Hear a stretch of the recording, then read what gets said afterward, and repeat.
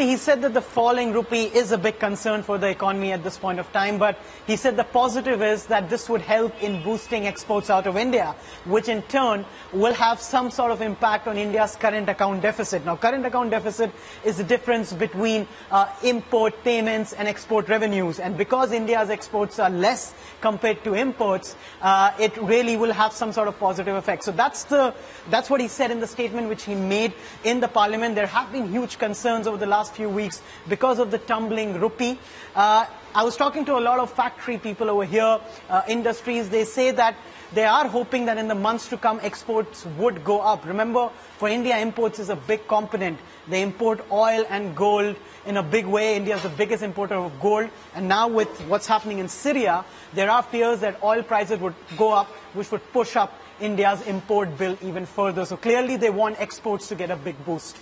So the falling rupee, good for exporters, as you were saying, Hashmi, but lots of other problems affecting India at the moment, including external factors, the pullout of foreign investment.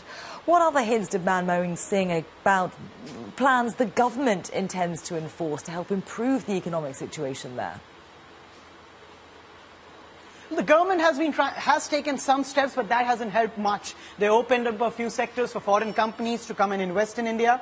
Foreign companies are not coming right now because they're concerned about the political instability in India, because next year India is due to go for elections. There are also a lot of issues on the policy front which have created hurdles for companies to invest here. In the last few years, the Indian government has also taken a few steps which are seen unfriendly for foreign companies. So they've stayed away. Even domestic companies, due to a lot of infrastructure hurdles over here, have found it difficult to invest. And as we were hearing in the VT which played earlier, consumer demand is also down because people are worried.